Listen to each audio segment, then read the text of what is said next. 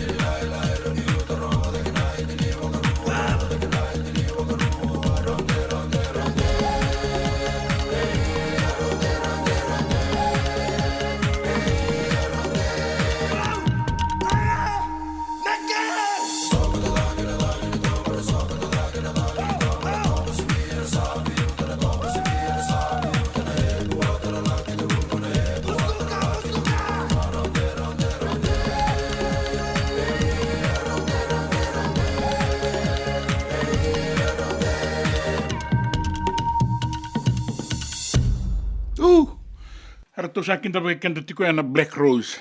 Kilendo na mata seri ang basi ka nandun na ngayon na isuba, ando nga na makasar, tinika diyo 5 ulwa na Rosibula. Ando rongo tiko na Rosiloa, ka rato lang ata tiko endo na Tamonik Meke na Wangabuka. Rato ndo meke taga may narere. May na sino na matay law-law, wala na ibaba ko sa may narere, na turang kinamaraman ni Rauria. Sewarang bula binakan na bukan orang untuk kumai kemuni na sarsara binaga bukan lebu na takazaka binaga bukan lebu na beito seki binaga bukan lebu na itabi nga indang karapat tiko na singen inday sing warung buka tiko ibiti lo tu lebu tiko may sanang gore ni sanga isibi tonggon na tinikandua na bana miniti da buka binaga bukan lebu San Francisco sibi tonggon na ba bana miniti dua bata tiko ningo na laki do na tini karua na ngau nebiti ento sana gai borong kina na ituku-tuku na nonda banua kina bi sai buru-buru me bi bakila to ngona bata-bata na bongi wa tiko Indonesia ni Korea bata kina na itu ralibu do tan na bata-bata be kemani na bagai do sogo tiko ninga boy sul kata-kata toka me rawani ramaroro italagana ngone na bata-bata tarai kendara rambat tiko na ngaunang go ya tabaga bina-bina kanda sa tika buraw na ika tulo ni singan dainday na nonta bata-bata gona na radio bulan 2 bata San Francisco me kauti kenda batamai enta na rongo sere enta na rongo ibatangi enta rongo itukutuku na itukutuku ni beiboli enta na ngai rongo talenga kina itukutuku na nonda banua kina biasa ibura-bura na itukutuku ninggito kainan raki mandarida mandaran raki na noa solitiko ni na ibugaroni tangi kau-kau to kalau deba-deba teka buwe ng barabi may nanronga may singa to ka nabuwa suba me adwa ni kay tay lebu ni singa ki matamata do nukubuto na barra bita udo ko ai soli tiko nikina na ibuga roni dangi kauko kene mbale mbula tiko mai patu rake na toka lau deba na ngau pe anu mai lau na tulo mai viti sana da kaunrobe o mbua wata kei matwata inga re ka rongo re bironga na radio mbulan dua bata na singale buenda inda ni san dua bata tiko sor matai da ka tiko ngora bito sa ki ngora non banua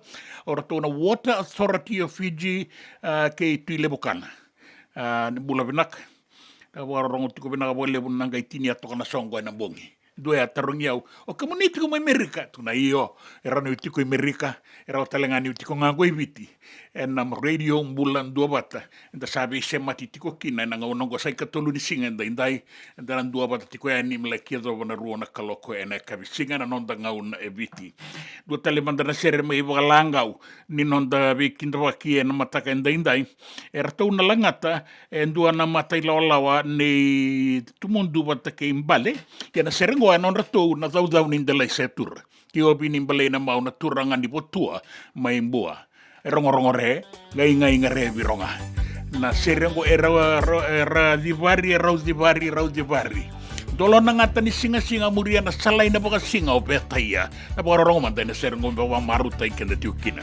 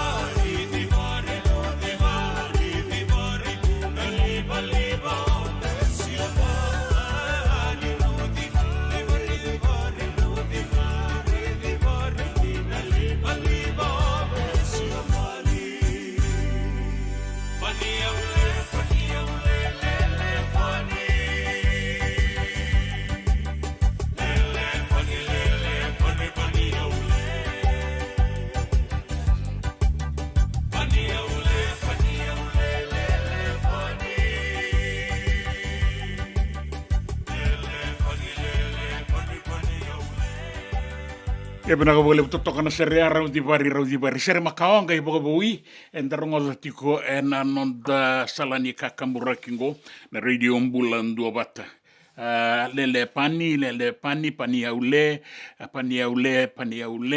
nene pani boga bina ka boga le be reso rasan dua bata tiko mai una isi mbula bina kauna nui takini dau maga tiko nan rakini e venga rabi en mataka indai en anonda ngauna e viti sa sibi toko ngon na tini kandua na tini na miniti da wa vina kani oni sa sema tiko mai ke muni na wakanda umbo via rongo itala no atale ngavi ke muni na wakanda ni da sema tiko na ngaunango menda kibe kile ka kina na ba sotia tu na bura radio bulan dua bata me sema tikenda bata mai na bura da wa vina ka duin na ngauna ita tiko kina ia en dua batanga na salani kakamburaki enda muria tiko na non randau boga bondo siti mai liu do tu na matataka kai suba ya na suba lo toka elambasa raboga bondo suka boga bimbi ena sona wanga ka randau tale mai mera mai kautanga na suka ina nonda banua me kauiani ki bonua tani er tuanga mulia ki na matai lola ni semi ngone ali na bonga ke samambula nova seni waka ni na samambula nova tu ambulia ki na serengor to langata na bonga ke turaki en na sere membaleta na bonga bondo wanga na bonga bondo suka na tukuna tu na bondo sitima tu na kena tikite ra leo vida so le tini bonga dada do na mata tikite ra do ngai bondo na suka mai lo toka soko mai ka ngole sreani ki lambasa le sutale mai suba sanga ngole na rona endo na wanga borololo na numati kono wanga ngo wanga borololo ando kele tu subu na ndo na ngauna eno na daga ngana boga bondo suka era bondo eni na mate tikite suba la kwelo toka ra ngole sarra i bunitibi mai raki mai kea ngele bondo sarna suka mai malau mai lambasa ena sana maduata sanga ila kona rona ni sala na takuna rona rasa sombutu mai nanda bondo steamer gai kaya samuai mori na rona warakatale na ngauna di boga bondo katarapa darongo zamanda na serengo sa boga buwin dai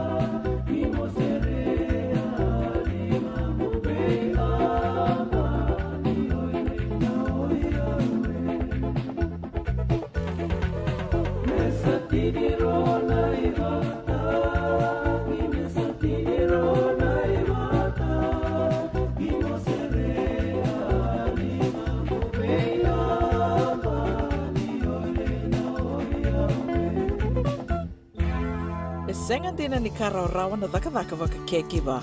Ia endona ka enda wipu ke kawaka mamanta taka tuna bengaravi o ia ke tuna kenda to kakana. Na ika, na dalo, na bisikete, na reo bata, na sunbells e tinimbulu makau. We kenda to na senga tiko ni driver se senga ni waka motoka kanda o Dren na to beto seki. Erto sa tu wakarau na Divine Pacific Food Mart mai Sacramento merto talaveani na nong ni boli. Rawa sara. We tartarngayani na taliboni diwan dua ono toluva diwa ono saivarua. Merto bakarotaka katalada mai na nong ni boli ena kena ngona totolo tua. Divine Pacific Food Mart, Viturua Diwawalu Franklin Boulevard, Sacramento, California. Namba di taliboni diwan dua ono toluva diwa ono saivarua. Erto ngarabatalanga ni kenale waka soburi ani nanomu yaya. Mai na nonreto stoa kena nomu mate ni katumba. Nungu chisu nungu banua. Dorongode na vima mani ono kina vitu ena kawani bugululu we kemadawe California. Vima mani rua ena kawi kina tolu ena singalewu ni lotelewu we kemadawe viti. E warotaka na New Methodist Christian Fellowship USA. Rongode ena Radio Mbulando vata San Francisco me kauti kenda vatamai. JJ's Food Shack. E tiku kethi kina na kakana boka bitki me pakana kokonda. Lobo benga ni ngai kani doitu na bundi na ndalo sa tapioca. Na kakana boka malangi me pakana steak baka eloka kina coleslaw. Wee! Na karitoa sa wadha badina na kani kanakana. Kaya tiku talanga na nonroto specials and lomo ni madhawa. Daw tamba na Facebook. Na doi ni tiwa ya na bani mandrai pai kaya na bugatale. Gore na JJ's Food Shack. Viu Valley mo Billy James Street, Santa Rosa, California. Karo talangan rato dilibo yang may Santa Rosa, may ato sarani kinavato. Giritirto sana kinavitu sa mabitu tolo vio tolo dundu al limono. JJ's Food Shack, Santa Rosa, California. Nanonda vata kay City Veni Rotorala.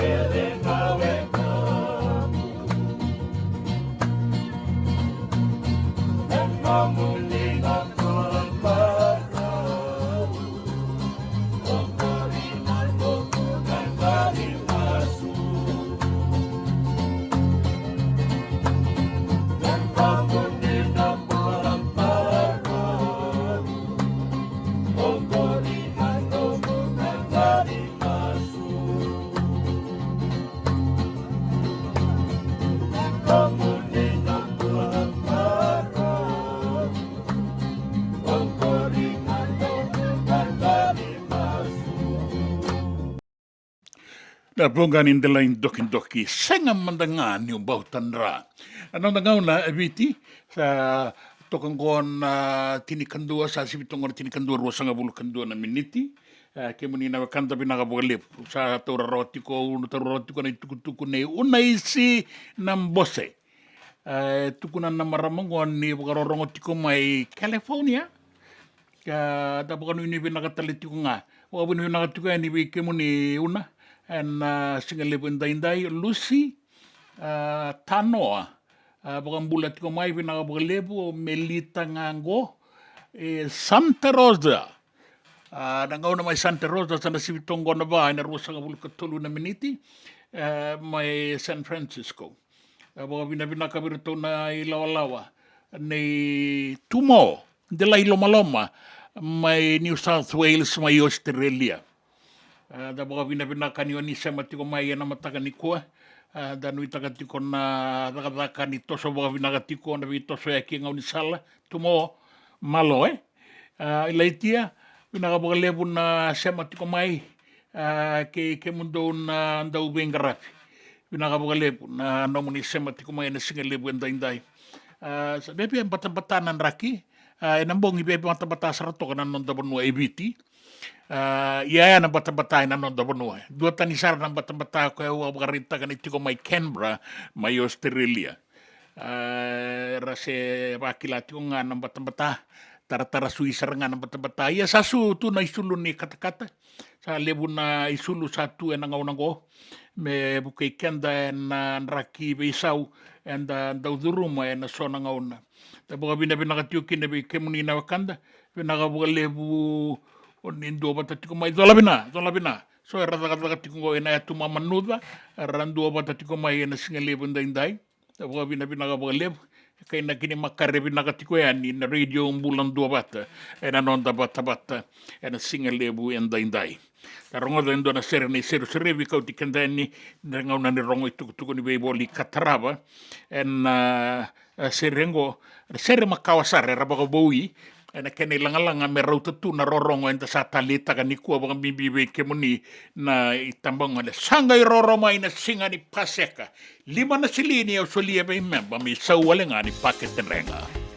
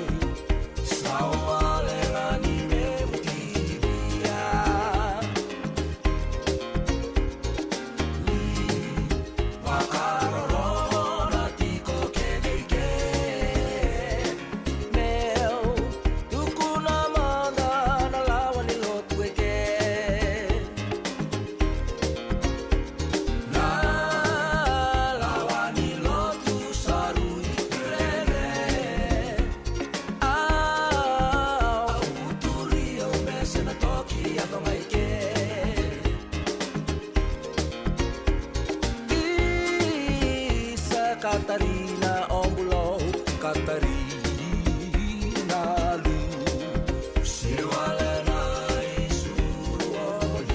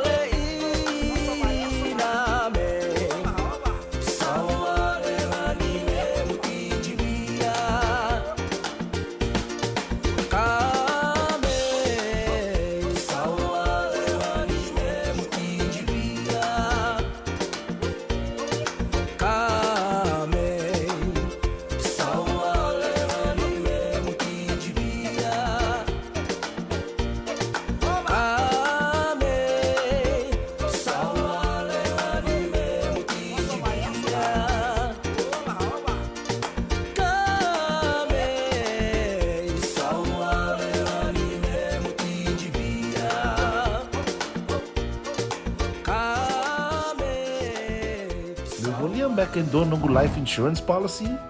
Nakakil ni Tutan katil kabitu ni kostita na 2022 o sangir ta kasarabiri ni tauna. Kami ngaya kila maga ngaya salah ko mana check. Sengat tali ni biara, sengat sarangan ni biara paling lain. In time sarangan mai. So ang kali warga tala tunda warga. Ko tungko. O sarang ko dengo kami binaksa. Iyo, o yasar nga na buna, e rau sara, sa tiko na pepa se senga, bula binaka se tobi mate, kambani duan nga kana soma mena claim na lom ni rosa nga bulu kabana ua keada na lenga, nisa e mbaki roa tina policy. Text mai kina wasa e walu ba dua, tolu walu lima e na kena i tuku matai lalai, o ya na wasa e walu ba dua, tolu walu lima. Doyan Robina ka naman raman na ita. Do samba di ba kusa-kusa iwe? Yandra na ita. Kita sili katalaw manday na Orange Lounge. Maleka. Warasan ba di kata-kata pinakasar tu nga toboy, simbang bakaw. Gay way dala tu kinambat.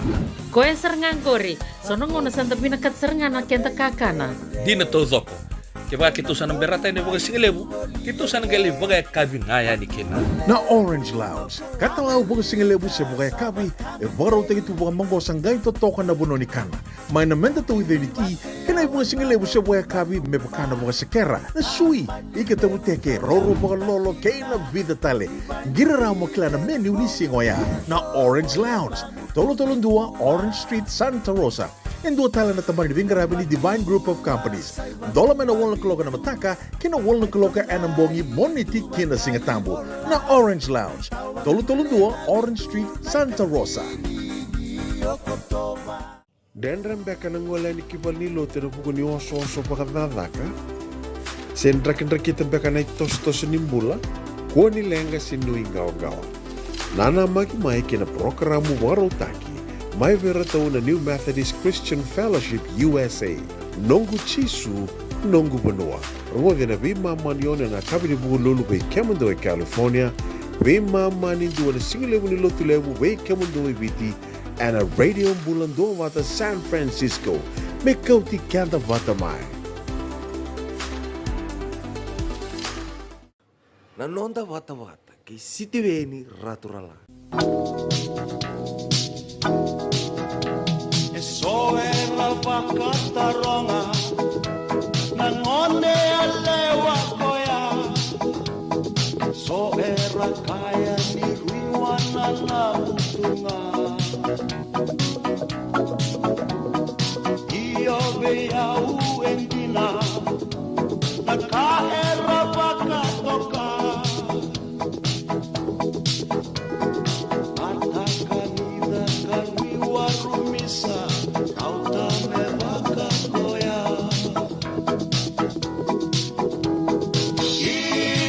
Sana tina, meu Willy, meu baulão muni.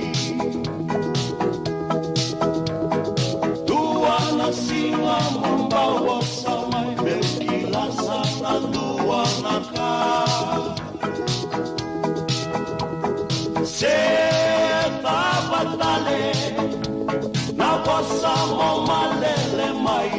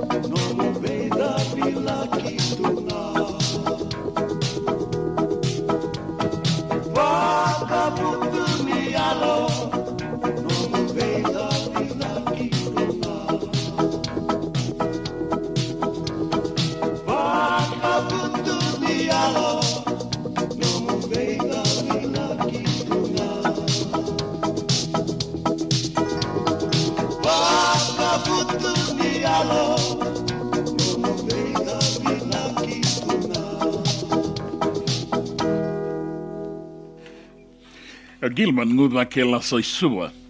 Rong binangan na seria sa na walanga wen singale wen dai. Ni bula binangan na wekanda ni warong sarting mai ndona wekanda go warong sarting mai Victoria mai Melbourne. Bula na ka, rong bula na ka ba male ka ba lebu. Na ba lebu. Rin tui mai sala. Pinaka ba lebu ilaitia tamai mbeka. Koe dona bosan bita tikumingo koe bakabalangi no mai naturanga go. The only way to get the best, you have to get it. Ayawa. O bula bina katumo mai Sydney mai Australia ratumo sesen de lai loma. Turanga go ndo ba kaulori ngau sala. Nui tagini bula bina katiko ratum bula bina kana nabi tinani ke rana weka rando ba tara sematiko mai en singale buenda indai. Dan on they was sitting out and go and radio bulan dua bata San Francisco ni dua bata tiko mai kin and single lebu and indai baka kina sanarai raya kabi tiko mai kiri ni ulabi nakana kanda no aseniloli gora no aseniloli na turangan ni nukuloa mai ngau lenden desari ni silandi na turanga go bulabi nak menga isoya ni na sere loloma tiko yani pina wale loloma talenga yani wike muni go Santa Rosa mai California goro iko salitu sarikiri Bokorong talitu ngama sitiri marama patakira to nonone lawa sema tiko yani American Samoa Samoa ba Amerike na singile bundai eran dua bata tiko mai kina so na kanda sabolita sara tiko ngana bura en non da bata na mataka ni ko pina ba le bundu na ngauna da be sema tiko kina ndu ba kana ita bindang karaba en dua bata tiko na sala ni kakambira ngo moni ba maruta ke tiko en kina dona maramani na tembara au kilei ko na bido na mbaki sao ti Olive Wiley ngona lube Mr. William Dempsey bata ke na nona marama beka ni sawana na nona leni vale na tinai Olive Wiley baka bina ka bole borto no vale Dempsey rato atiko mai na sole anandua na ngauna dia baka bina ka Olive Wiley ang bau langa sere tele toka nga anandua na ngauna kato ni sere o kilani ala itiko maimba anandua na ngauna au sasanga ni kila sa tiko ibengo en deranga ikau tikenda ikia na bonga ni domona en na mataka inda isongo binakani inda mai sota baga turanga sere talenga ni semi ngone ali ke na seri wakani na sama bulana da Olive Wiley Songo binakani inda mai sota baka marama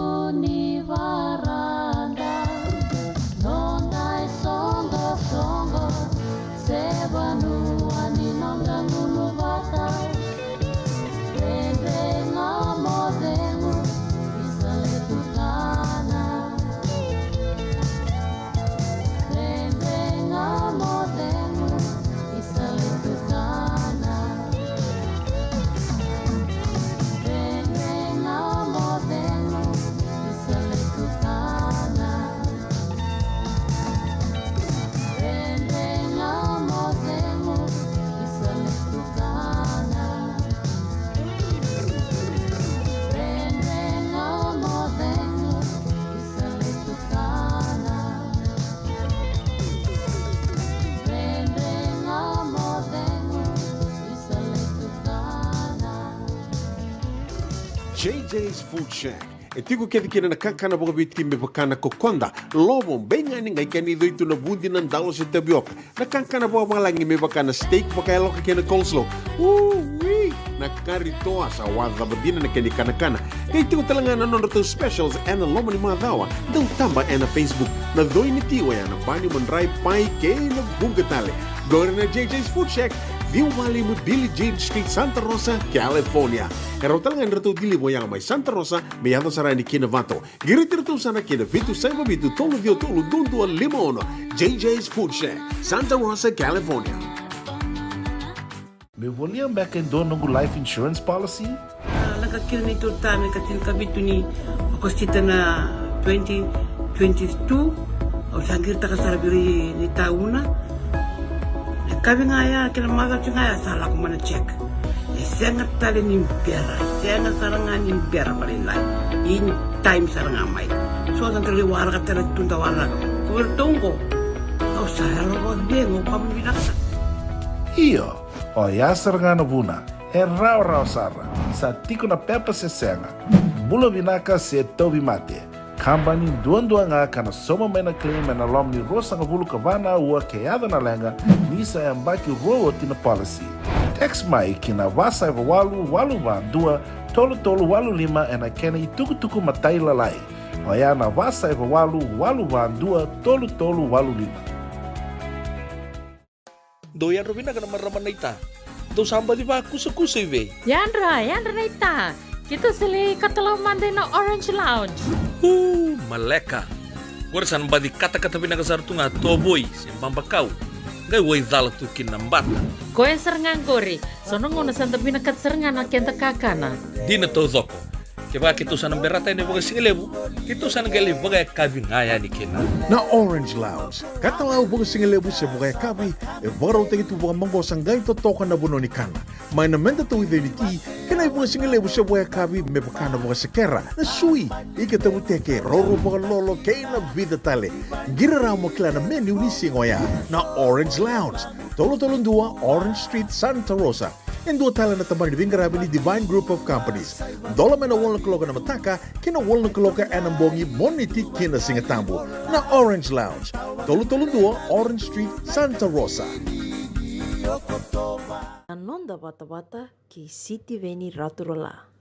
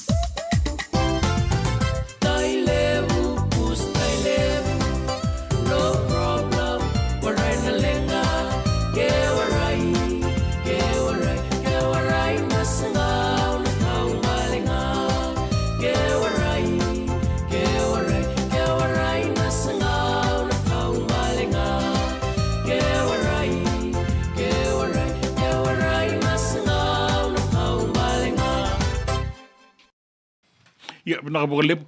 Pus tai lebu. Tai lebu ni singa, ni mula pinaka na kanta ni warongo tiko mai ratu kanta bu lebu, en singa lebu en daindai. Una numa telengam o mbula tiko ya nebe wame rokon di nono. Wame rokon di nono, dola bina baka dola noma sanguba, dola bina nguba. Tiko sara mai merke, mai wominista, mai Ingilandi, mai wominista, mai Ingilandi.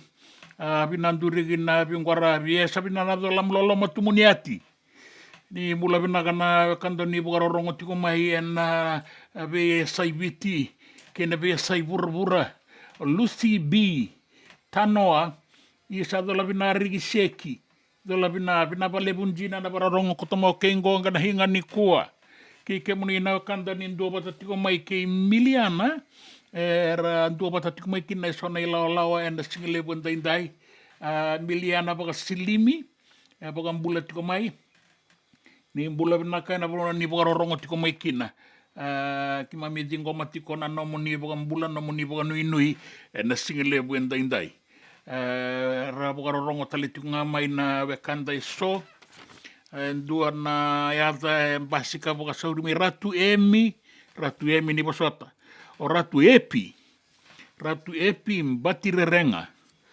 na boa lebu na sema tiko mai na singa lebu indai ke ira na wekamuni en nomuni ndua bata tiko mai na nonda bata binaga boa lebu o na ibalurua ke ira na na ilaolawa na bewe kani randua bata tiko mai na singa lebu indai da nui takatalengani toso binaga tiko na dagadak mai bola tangane ratu tiko kinango e sona ilaolawa nei Sunia Vaningi mai Peritania pinaga bolebu Ratu Epi Mbatire Renga bata ke Isimeli ke Laveti Balei Suva bogarorongo tiko mai waga Bokang bulat ko man tamay na kandang wala no may New South Wales, may Australia. Rasa matalitik nga may Vancouver, may Canada. Rato sa matiko may kinendo na ilaw-law ko ay bokang ini binakatiko may binakabagalebo. Binakabagalebo kaya mo. Binakabagalebo na sa matiko may na singalebo inday. Ano itagin ito sa binakatiko na dakadaka.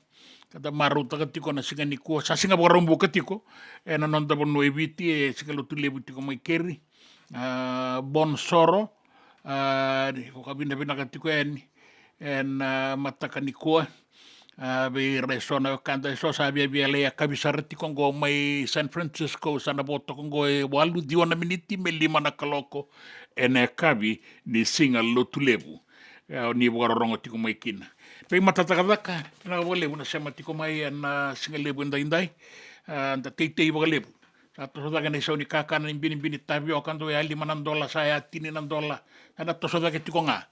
Teitei nga waga lebu me rabitu rumakia ni na sinikau. Sa sarota na ting marijuana, sa kuasaranga na ting marijuana.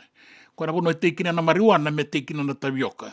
Baleten ta pakai ngata kata udoko bukan mata bubalen ta maru ta kata lengaki na bula diona bekanda ya borongo tiko mai California tukuna mai na ibu garoni kata sa tiko sarena 200 degrees nikla na review Fahrenheit ia sa randua tani na katakata.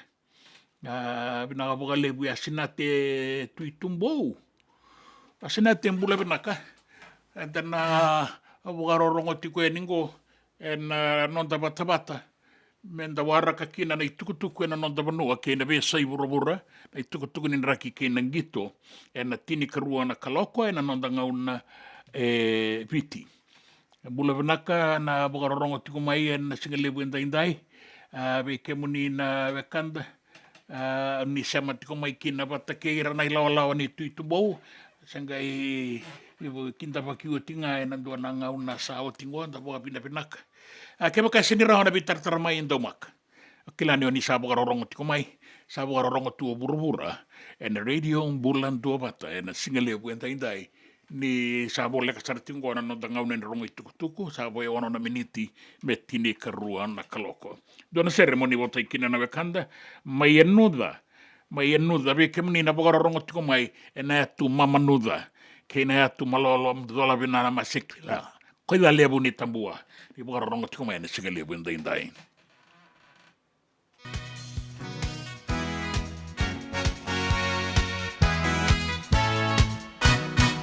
Ai anu da batu kata-kata e ramutu kata-kata e ramutu ramona na usarama ramutu ka batu kata-kata e ramutu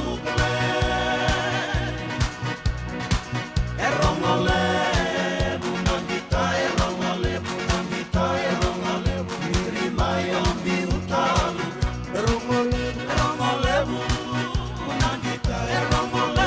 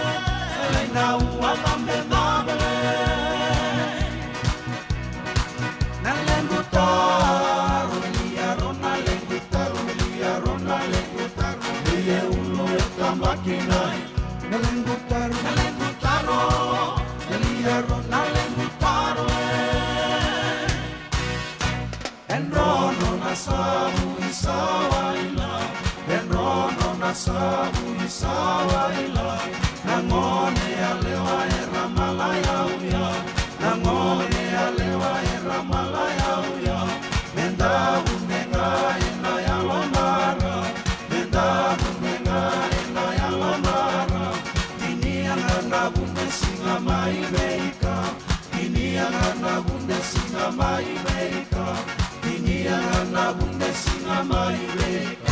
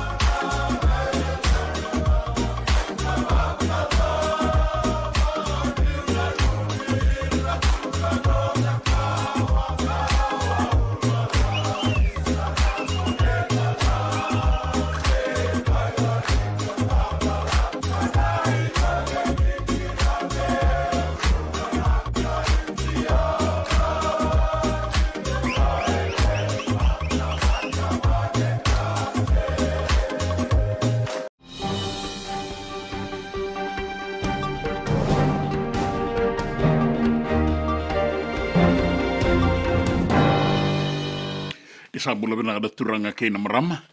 Sa tini karoro na kaloko na nonda ngau na viti. Enda sangole ba ni tukutuku na nonda banua. Sabangan dono ye na noa na itubatua bagai lavo ni ang bakirua ng doluro sa ngabul kaba o yan na ikarua ni bulaon no enta sababada tiko ya ningo. Me teka bue na yoti ni singa ni bulango. Sabangan dono ikin na ilavo bagai tamera. Tolu na bilioni diwanan rau 5,5 na milioni 8 rau tini ka $1 ke na ilavo tale so na nui me sema mai kina me pa kurikina ni sadapa na bulango Julai era sala bilinga kina na lewe ni boselawa na palimendi na singa na noa ka warita kan daunia uni matanitu Professor Biman Prasad ni sa donu baka binakatiko na labelinga taki ni baka tutu membaleta na nondai labo karena labelinga meratoko na tolu sanga bulu ka diwa na mata kina palimendi ka tini kandua era sangata era ulewerua era usenga ni labelinga sa mailesi na noa indua na marama me sa susumita ki John Rambuku na dawin beita ki bakatawa ni matanitu. O ya na pale ni bola ni Director of Public Prosecutions. Indua na loya ni matanitu o Nancy Tiko Isuba sa dingitaki me taura na itutu baka director bakatawa ni tambana ni beta ki ni matanitu. Sabangan data ki mai baka matanitu na itukutukungo nambongi. Kaya o tiko isuba ni sabangan nui tiko. Na ilesi wongo ni nangaraba baka pinak. Ni narawa talenga ni rabito koni kina bua. Na baka ilesi na nona bale ni bola. Mengaraba kina baka pinak na nona itabi. Na ilesi ngo ni Nancy tiko isuba. Sosomita ki John Rambuku. Rambuku sa kirei misabaga denguman tayo na nona itutu na lewa ni matabile wa yada kina Supreme Court. Baleta ni sabaga rita kima ni sanganingan itiko ya na itutu ngo. Sama ni ibolali sumaikino Rambuku na nona ibola ni sa kirei deng. Ka bola buwan turangan bale na presidendi. Ratu William Katonivere singa na noa. Toso tiko nga nabi bosaki ni matanitu o viti vatake merike membaleta na dondonu ni beitoso ki madawa nonra pogalileti na pasindia be kambani ni wangabuka sa duru talitiko nga nikina na nonda matanitu e viti. Matatagi kenda tiko enikina na ibuke ni Prime Minister ka Minister talenga ni Sarvanoa ke na be bukaki o William Ngaboka. Kaya Ngaboka ni sa bagarauti ko metambaki na be dinati na buku ni nonra be semati na be kambani ni wangabuka meradakabata ke na nonda wangabuka na Fiji Airways mera ni rataka kina batakina bengarabi ni be kamba ni taleso karanda ngole mai kibiti me baka na be bonu eso rabuka kina mai Seattle mai Atlanta mai Chicago ke Dallas sa tikongo vida tale na isema ni bengarabi ni nonda kamba ni wangabuka na Fiji Airways batake na American Airlines, Alaska Airlines, na Finnair, batake rataleso na daw bengarabi, me radakadakabat, beto konikina na nonra bisnisi, kay na nonra bengarabi, na tambana ni buka, na besa iburbura. Bukarita kimay, ni samay bakadabari na tikinango, na ngaw naka kauyan kina na baka tutu kina boselawa na madaongo. Kiba no tani. Sa teka bu nambose mai Washington DC na korturanga ke Merke, karatiko kina na iliu na vei matanitu, na North Atlantic Treaty Organization. Na nonra isongo-songo, karabakan dua batatai kina na vei matanitu na bualiku ni burabura. Ngaraba na presidenti mai Merke, na mbose ongo, karatiko kina mai Washington. Na numi telengani ra na bagan data kana non ra bengarabi na be matani tuongo na bagan data kikina na tiko be so tuta ki e vura taudoko tiko talenga en bosengo na presidenti ni matani tu Ukraine me rawa ni laki bororongo tiko kina en madala ni bosse ke na beka rambose na iliu ni be matentu mai Europe baleta ni tiko talanga kina na ulutanga ni be voluti rawa dorati kongo o Ukraine wata ke Rusia barita ke mai ni sandau makasaratok na be talano ke na be bosaki tiko talanga kina na presidente mai Rusia o Vladimir Putin me bola isolia talanga kina na noma en buku ni tiko be sau tutaki en be matanitu en anonda vura kinangito sabaga rau tiko ngana vekanda en sota ni vura mana Olympics mai baranise sa bo tiko ngo vinaka ndo vinaka na madawa menga iteka bu nangito endana nama kike tiko kina na sota ngito leo abitu o koe kana la kitango maka kina na nonda vanu eviti na metalikoula e rua ka rawata mai Rio ke Tokyo mai Japani enta sala ki sa sanga takatalengo menda tango maka ni katulu ni ngau na mai Parisi mai Varanise na nonda metalikoula en sota iliu na nonda timi bata ke na timi ni Uruguay en na noratu tombo ne karua ningito ni viti bata ke na US Eagles na timi ni Amerika na keni katulu ni nona sota na sota baga tombu veira tona tau keni rara na timi ni Varanise ni o tio ya sana ngai madala na be bonu eso eran dui be toso ya kikina na quarter final na semi final ke na final ka na numitiko kina ni na rawani azoboviti na final me tango makakina na metalikoula ka rawata vetarabi na sota sotongo ni Olympic Games. Mai New Zealandia bagarita ki mai kina ni sa nangole Varanise en gito rakawi en baki katumai o Salesi Rayasi. Salesi Rayasi na lube Filipe Rayasi. O koea ka sambo matataka talenga na nonda timi tini kalima na dua na ngauna. Na nona toso ki Varanise o Salesi na numini na lakito so binakakina na nona sasanga me duru na timi ni biti. Duru bongo sangito tiba 5 sangabunu berto na Wellington Hurricanes mai New Zealandi. O tina 5 sangabunu ni nona ngito. Samba o kila ilebu toka mai New Zealandi na nona mangosa. Ngito na itutu ni wing 3/4 ke na fullback. Na nui membera una lai bebo saki ke na dau ni bebo katabuli di ni nonda timi tini kalima na Fiji Water Flying Fijians o Mick Burns me rawa ni madala kina na bono etiko kina na nona ngangandre me sa kuning gitu mai New Zealandi ka kuning matataki New Zealandi sen dua tale na matanitu sa na murianga na ilako-lako na itamana ni Filipe Reyes me sa mai matataka talenga na timi ni viti. Endo na bakatataro ya tiko mai membale ti Hoskins Sotutu ni asanga ni dingitaki na tim ni All Blacks ni New Zealandi ka sota tikongo na balata ki banua ke Ingilandi na numi tiko kina ni na dorobongo sana rao talenga ni ngole mai ni sasanga ni duru na tim ni New Zealandi membau duru talenga na tim ni viti na itutu ni loose forwards na namba 8. Gori ke menina turanga kena marama na itukutuku na no dabanua, itukutuku na besa i vura ke na itukutuku ningito.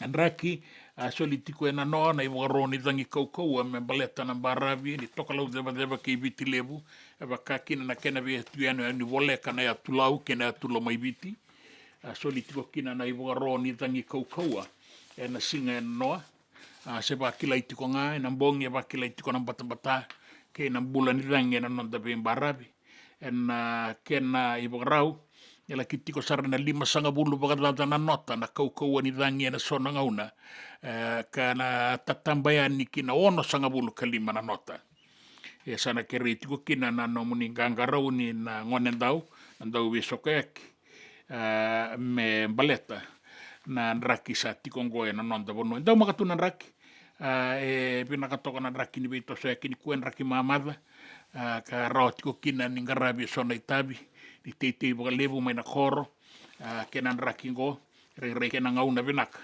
me sa te talimanda na kakanan raunrau ke na kakanan dina e wakani sa tumbu da kasara na kena isau na ngauna ngo na bebu no tale so e na dau makatiko kina nan raki e na singa ndai ka ndanuitaka ni na rao ni ngarabi kina na itavi e na toka lau ke maduata e wakakina e na ve barabi e soi biti levu mai na vua suwa rewa tai levu raki e sawa kandavu wata ke na ve anu lalai mai mbua ke maduata ke the kaunrove solitiko e ni kina na i wogaro ni wora na wasa ka mbula saratiko na dangi toka lau deva e na singa wogaro mbuka indai singa lo tulevu tiko mai ve kemuni na wakanda e so sa lakia kabi sarana bonoa mai San Francisco sana resibi tongo na 5 e na tini kandua na miniti ngori na itukutuku ni raki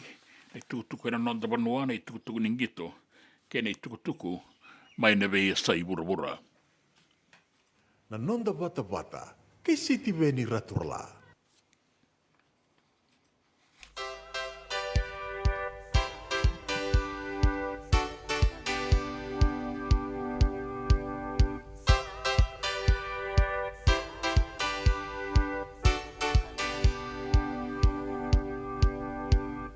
Lande mai bunde no elo mani ringingo sata wi sata so tesoro tava tale sabo aungai kaya lo sare sato toka lei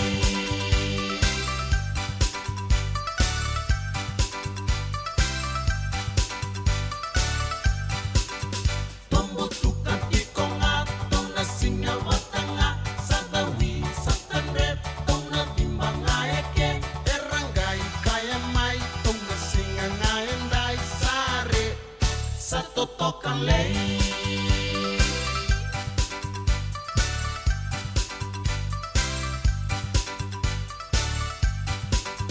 Kadi mai tomangai kenambongi ngaendai au rere dinango kere baki momo kere kibua dai kaya dakenga sare sato toka lei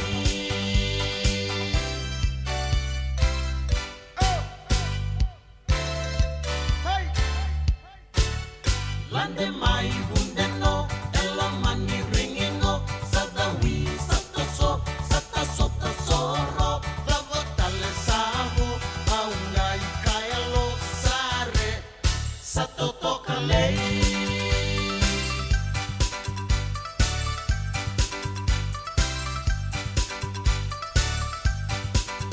Tombo tuka tikonga tona singa watanga sada wi satandre tona bimbanga eke erangai kaya mai tona singa ngaendai sare sato toka lei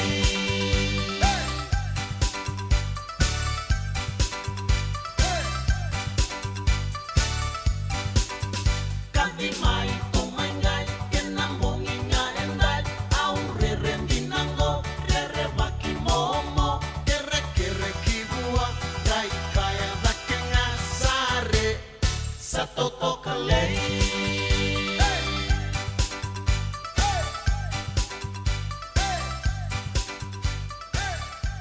ia pina ko levu sare sa inga re ngarongo re vironga Andua ni taki ni tali taka tiko na turanga ke na marama.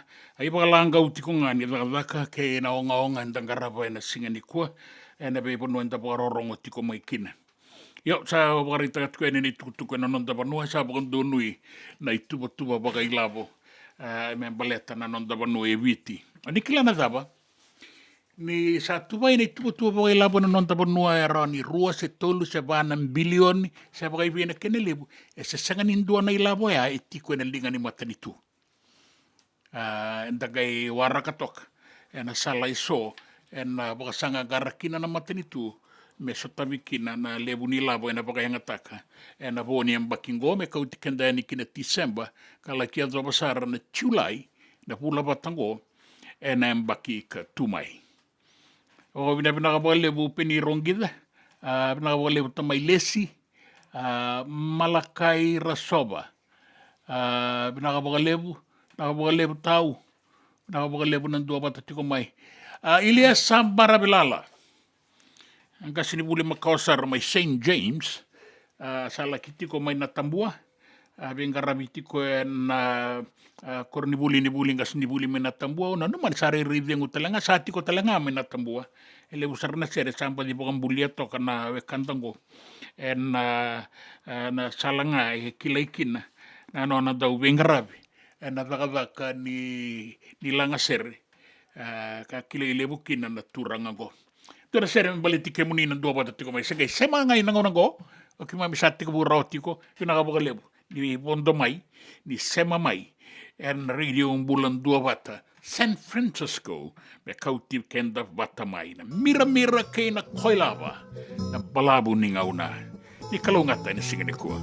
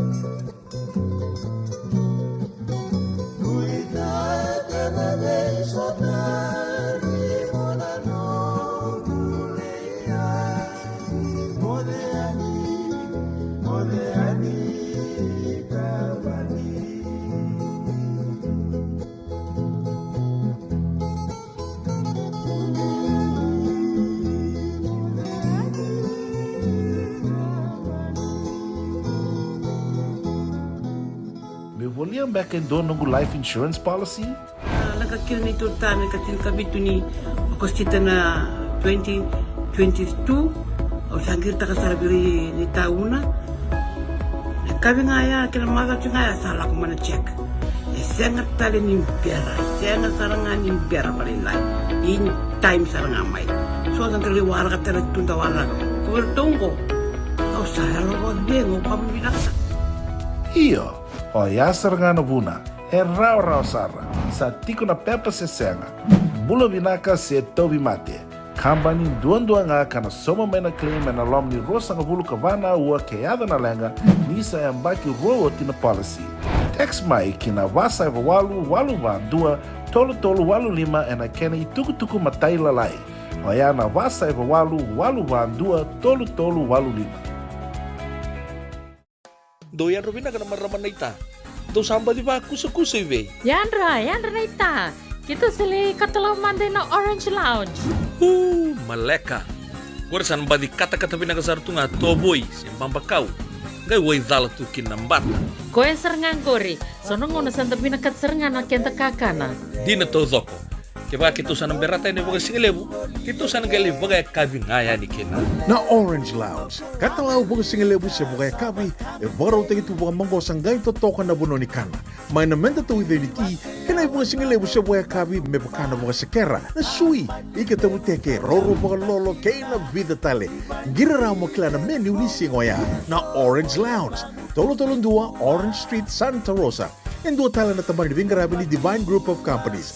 Dola man na wala kaloka na mataka, kina wala kaloka anambongi moniti kina singatambo na Orange Lounge. Tolo-tolo dua, Orange Street, Santa Rosa. Nungu chisu, nungu banua. Dorongo de na vima maniono kina vitu ene kawani bugululu we kemanda we California. We mani rua ene kawi kina tolu ene singalewu ni lotilewu we kemanda we viti. Ewarotaka na New Methodist Christian Fellowship, USA. Rogavia na Radio Bulando Vata San Francisco, me Kauti Kenda Vatamai. Nanonda Vata ki sitiweni raturala.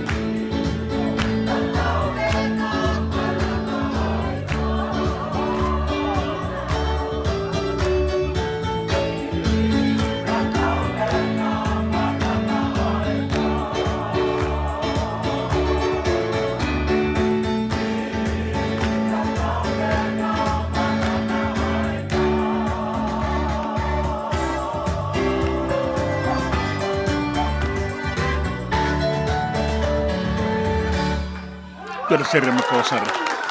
Ertu langata tumanda na matasere ni kaiwangani AK Buniwai. Ya ertu salangata tokani kuan turanga kei na marama bulinga senibuli mai natambu na rerekilati ko nga senibuli lia sambara vilala na matasere ko totokan inda rongo totokan ndomo be wakia. Edo na bekanda bugaro rongo saratingo en zolo ni yasana o Queensland mai Australia mai West Queensland Mount Isa e bugaro tiko mai kina o Malakai Rasoba tau pinakawali usar ng dua bata tiko mai bata kay Penny Rongida o tamay lesi pinakawali unang round dua bata tiko mai na serengo norato na tambanan yobi sa serma kawa talanga ramalaw de tu na tarlala o buni marama senga etara waraka me singa rarama matsteren itamba dagan yobisa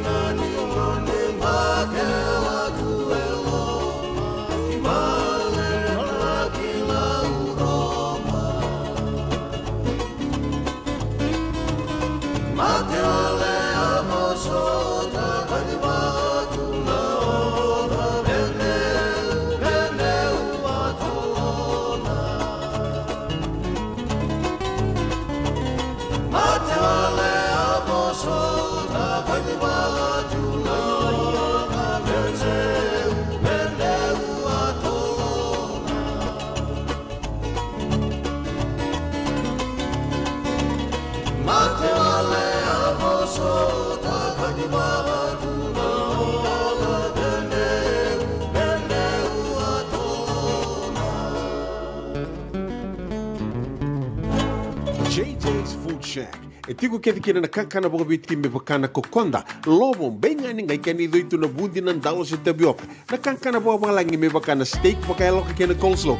Wee! Na kari toa sa wadha badina na kani kana. Kay tiku talanga na nono to specials and na lomo ni madawa. Dau tamba na Facebook. Na doi ni tiwa ya na pani manrai pai kay na bungatale. Gore na JJ's Food Shack. Viu Valley mo Billy Jean Street, Santa Rosa, California. Karo talaga nrito dili mo yang may Santa Rosa, may yato sarani kinavato. Giritirto sana kinavitu sa mabitu tolo vio tolo dundu al limono. JJ's Food Shack, Santa Rosa, California. Me volia back in dono life insurance policy? Nagkakil nito tayo katil kabito ni Agostita na 2022. O sangir ta kasarabiri ni tauna. Kami ngaya kila mada ngaya salah ko mana check. Sengat tali ni biara, sengat sarangan ni biara paling lain. In time sarangan mai. So ang kaliwara ka tala tunda wala. Kuwertongko. Kau saya lo bengo kamu binasa. Iyo, o ya sarangan buna. E rau sara. Sa tiko na pepa se senga. Bulo binaka se tobi mate. Kambani dua nga kana soma mena claim na lomni rosa nga vulu kavana ua keada na lenga nisa e ambaki roa tina policy. Text mai kina vasa eva walu dua tolu walu lima e na kena i tuku matai lalai. Oia na vasa eva walu dua tolu walu lima. Doyan Robina kana marama naita. Do samba di ba kusa iwe. Yandra naita. Kita sili katalau mande na Orange Lounge. Maleka. Gurasan ba di kata-kata pinakasar tunga toboy simbang bakau. Gai wai dala tu kinambat. Koe serengan gori. Sono ngono santa pinakat serengan na kenta kakana. Dina to zoko. Keba kitusan ang berata ini baga singelebu. Kitusan gali baga kabi ngaya ni kena.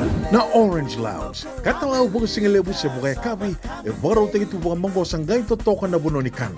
Mai na menta tu identity, kena baga singelebu se baga kabi me bakana baga sekera. Na sui, ika tabu teke, roro baga lolo kei na vida tale. Gira ramo kila na menu ni singoya. Na Orange Lounge, tolo-tolong dua Orange Street, Santa Rosa. En dua tala na tamani di Vingarabi ni Divine Group of Companies.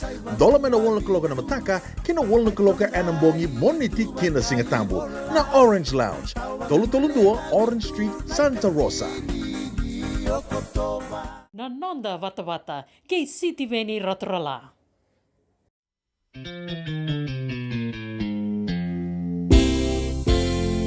Della ni rabo della ni rabo ni vilava tua bula itu to ama oti amani penambongi ngani uwa ron rosomua udiwai Enran romani eruna Bale bula bale lala Karamai tai andua Oi toroli Oi torola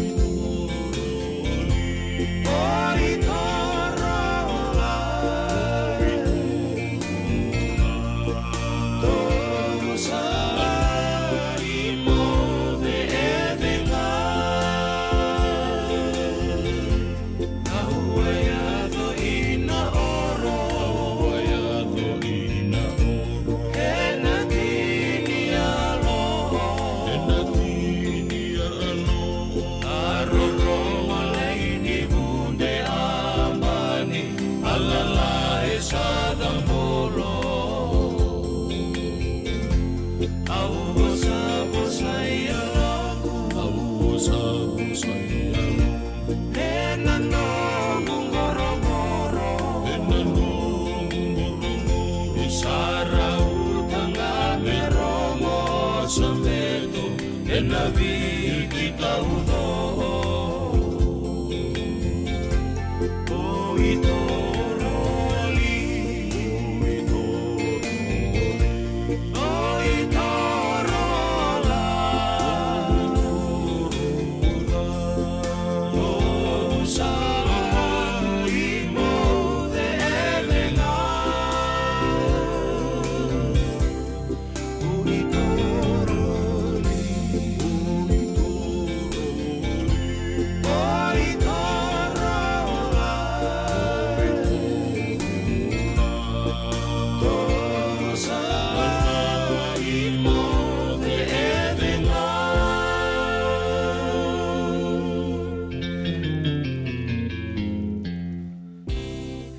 Dela ni rabo-rabo ni dilava tuna vularu i toka bao ati ongoria na boinga ni kosiro sombi udiwai. Don rokoto e ruku na nogu vale bula-bula, vale lada, taramai tai endua na serengo e rato alanga da taumanda na dau-dau nindela i seatura. Ni bula benaka na wakanda ni borongo tiko mai, sagai sama tiko mai so obian, bula benaka, na nomuni borongo tiko mai na singale bunda inda e tuku ni kata-kata sara tiko nan raki mai keri. Na wakanda ngo e borongo ni benaka sara tiko mai Vancouver, mai Canada. Rudy Bere, pasuata dola bena. Ni bula benaka na wakanda ni sama tiko mai rutona tabalaka ni wai. Na Water Authority of Fiji ke tuile bukana. Ni bula benaka na ilu ni wasa namba 5. Wata ke rana na mo ni lawa ni re tiko beito so ki tiko na singale buendai. Sana re wara ki tingo wana ngauna ni boga singale. Aboga ni benaka tiko eni. Be ke mo ni na wakanda na singai sama mai dau magatunan raki. Ve mbata to bole lai na koroturanga suba ya na mbata ibiti. Mai keri sa tiko sarangakin na kau-kauan ni bata-bata tara-tara sui. Na be bonu eso mai Australia, na Deva, mai Melbourne, mai Victoria, bakakin na koroturanga mai Canberra, na lebu ni bata-bata, tuna mo Francis ni sa lebu sarangana bata-bata. Iyo binaka atu bataka na kena yarangi na kena isulu ni kata-kata menda toka na singale wenda indai ni dua bata ke na salani kakambura ki na radio bulan 2 bata na nonda bata ke moni bata ke yau ni sabo tokong ko tini kawalu na miniti me ono na kaloko mai San Francisco wo tini kawalu na miniti men do na kaloko na nonda ngauna e viti na Black Rose talavia ni na iloloma na wanga ni Sarabanua ai talanoa ki India Solosalini.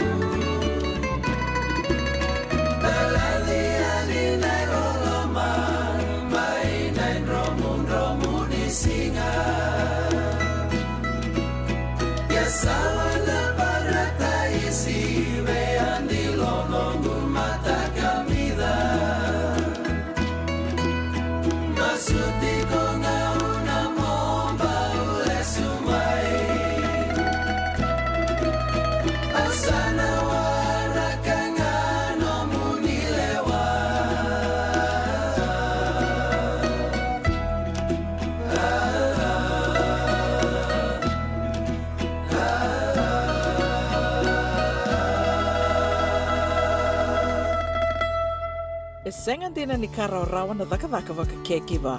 Ia endona kainda wipu ke kawaka mamanta taka tuna bengaravi, o ia ke tuna kenda to kakana. Leika na dalo na bisikete na reo bata na sunbells e tinimbulu makau. We kenda to na senga tiko ni driver, se senga ni waka motoka kandau Dren na te tube to seki, erto sa tuba karao na Divine Pacific Food Mart mai Sacramento, merto talaveani na nung ni boli-boli. Rao sara, we tartar ngayani na taliboni diwa dua ono toluwa diwa ono saivarua, merto bakarotaka katalada mai na nung ni boli-boli, ena kena ngona to tolo tua. Divine Pacific Food Mart, Viturua Diwawalu Franklin Boulevard, Sacramento, California. Namba di telefoni ono toluva diwa ono saivarua. Erto ngarap talangan ni kena lewak suburi ani nanomu yaya. Maina nondor to stoa kena nomu mati ni katumba. Dendram beka nangola ni kibalilo tena buku ni oso pakadadaka. Sendra kita beka na tos nimbula. Kua ni lenga sinui gawa. Nana maki mai kena programu warotaki. Mai vera tau na New Methodist Christian Fellowship USA. Nongu chisu, nongu banua. Rungwa na bima manione na kabini buku lulu bei Kemundo e California. Bima mani dua na singilewu ni lotu lewu bei Kemundo e Viti. And a radio bulando wata San Francisco. Me kauti kanda wata mai. JJ's Food Shack. E tiku kena na kakana boka biti me pakana kokonda. Lobong benga ni ngai kani itu na bundi nan dalos e tabioka. Na kakana boka malangi me pakana steak baka eloka kena coleslaw. Wee! Na karitoa sa wadha badina na kani kana. Kaya tiku talangana non to specials and lomani madawa. Dau tamba na Facebook. Na doi ni tiwa ya na bani mandrai pai kaya na bugatale. Gore na JJ's Food Shack. Viu Valley mo Billie Jean Street, Santa Rosa, California. Kaya talangan rito dili mo yang may Santa Rosa, may yato sa rani kinavato. Giritirto sana kinavitu sa mabitu tolo dio tolo dundu al limono. JJ's Food Shack, Santa Rosa, California. Nanonda bata-bata, kay City Veni Raturla.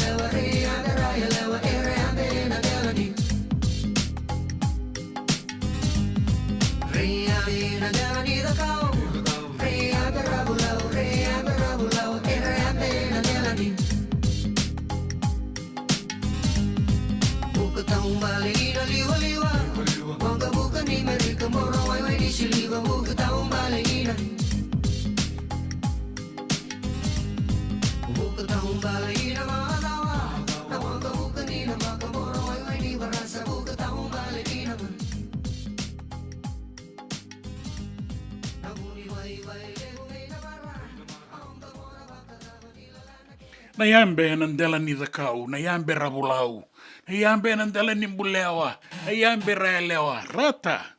Cabo dia, Daniel Ray Costello Jr.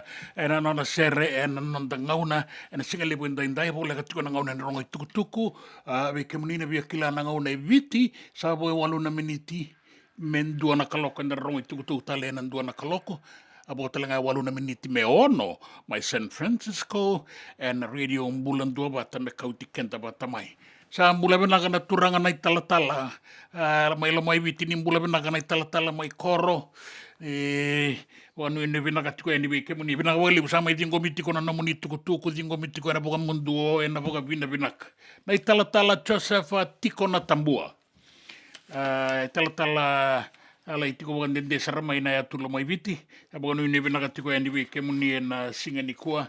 Tutalabina na momo na bimbulo na bagarongo no mai ina lendu koro membukama mena tua sawayata o te dimboto kombukama andalomo embuto abogano ine bina no ati na singa lebu ni kuwa ere bina tunan rak ere kai buka na matanidangi na matanidangi ni lendu banua ndo na ceremony bota itu kine na singa lebu ni kuwa me kauti kenda ya ni kina ngauna ni rongo itukutuku QEB serenade singona mata serenade look at tamani sombo amo na turanga woni saya li turanga ni ruku mai obalau en singa lebu indai ni sanga yoti na ibalu tabambeka sanagayado QEB serenades.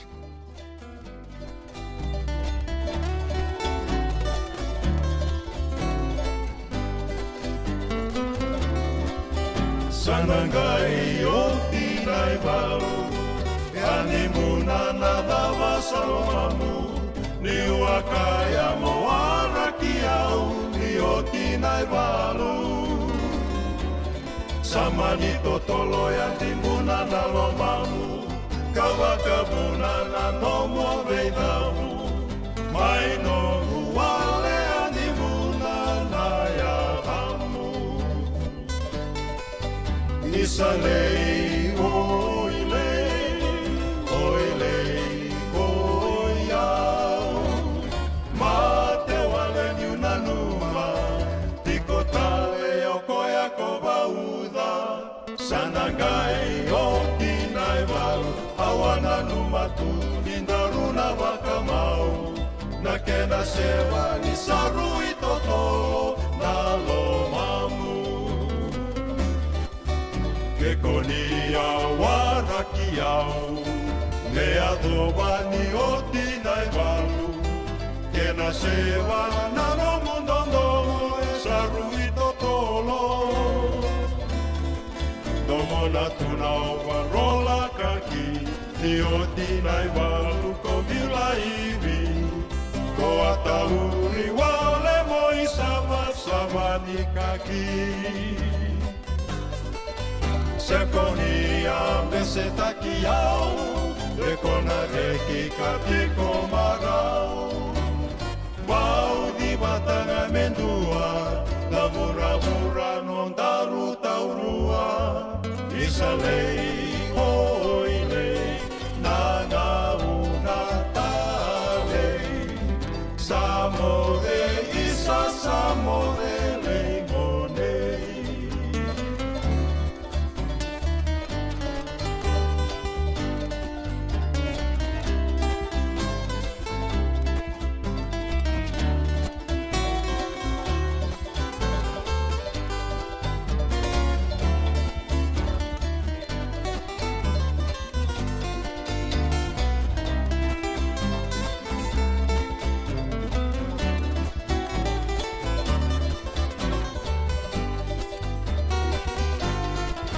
Sekonia meseta kiao Dekona reki katiko marao Pau di batanga mendua Na vura non daru taurua Isalei oilei Nanga una talei Samode isa samode leigonei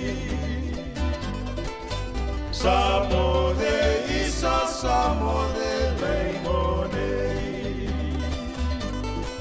Samode isa samode leimonei Nanonda wata kei siti veni ratrala.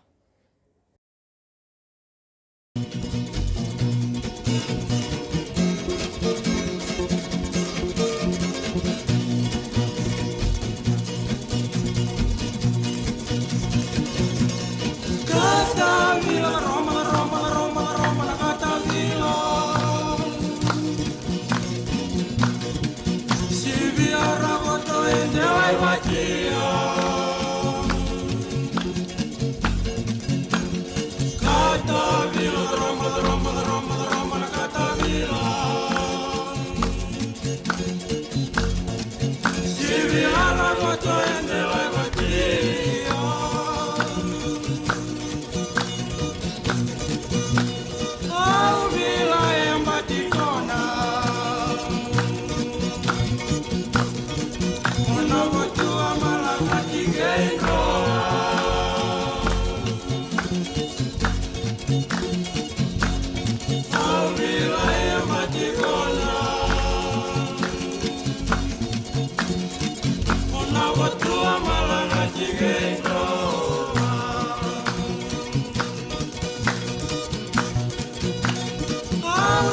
Señorita,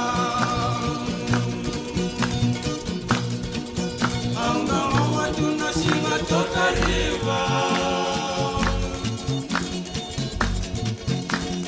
ande señorita,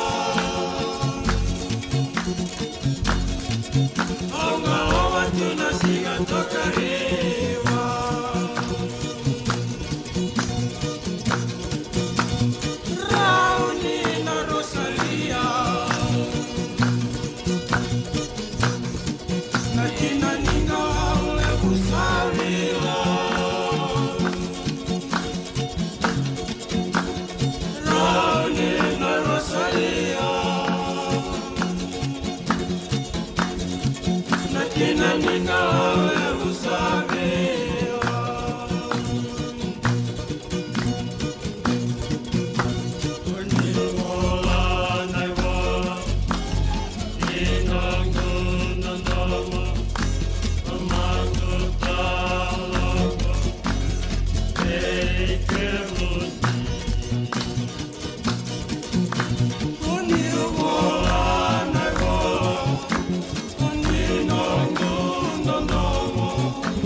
Oh,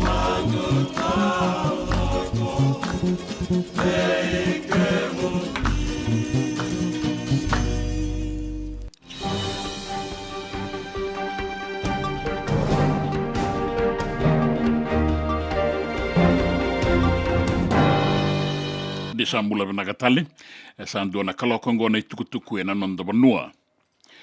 Sabang dono I na itukutuku bagai labo ni matanitu e na voni ambakingo ruana undolo rua sanga bulu kaba me kauti kenda yani kina ruana undolo rua sanga bulu ka 5. Na kena mai bagan dono ingo sa tiko na itukutuku me na bagai ngataka na matanitu na ilabo bagai tamera 3 bilioni Diwanan rau 5.5 na milioni, 8 rau tini ka diwana undolu, banan rau 8.5 ka diwanan dola. Wea mea dhabani na yoti o tini singa ni bulo chulai na bulango, enembaki ka tumai. Sa bukarita kioti, na ikatolu ni ngauna me bakana kena I bukarau, dau labeti bakatolu mai, na watutu me baleta na bakai ngataki lavo, kaya kina na nondan dauni au ni matanitu Professor Biman Parsad ni sabi rauti kasa rauti kenda ya enda bengani tike kenda enda bula katumai sala bilinga taki talenga era lewe tulu sanga bulu kadiwa na matena palimendi era bagandonu ya ka lewe tini kandua era sangata era lewe rua rau sanga ni labelinga enandua na sana. Sa dingitaki, ka lesi o nensi tiko isuba me taura na itutu wakatawa ni direcata ni ndau beimbeita kini matanitu ngana public prosecutions. Sa bagandeita kina tiki nango ena wali volobole ndau beimbeita kini matanitu ena ndua na itukutuku ka tauri rawa ena nonda stationingo ena mbongi. E kao tiko isuba ni sa dingoma na ilesi-lesi sabaga na matatu kina bengarabi kanuita kini rana beito kondikina na non nandau bengarabi ratakataka na pole ni bolo-bolongo me tomaniti ko nga nasasanga ni non ratakataka binaka kay ratakataka sabay na matanitu. O tiko isuba e sosomita ki John Rambuku o kaya sa kirei me pakadengu atau ratokamay na itutungo me saba ngalala mane pole ni bolo-bolea na lewa ni matabile wa ilebu na Supreme Court na dua na wakatutu ka labeti maikina ni senga ni nganiti Rambuku na itutungo.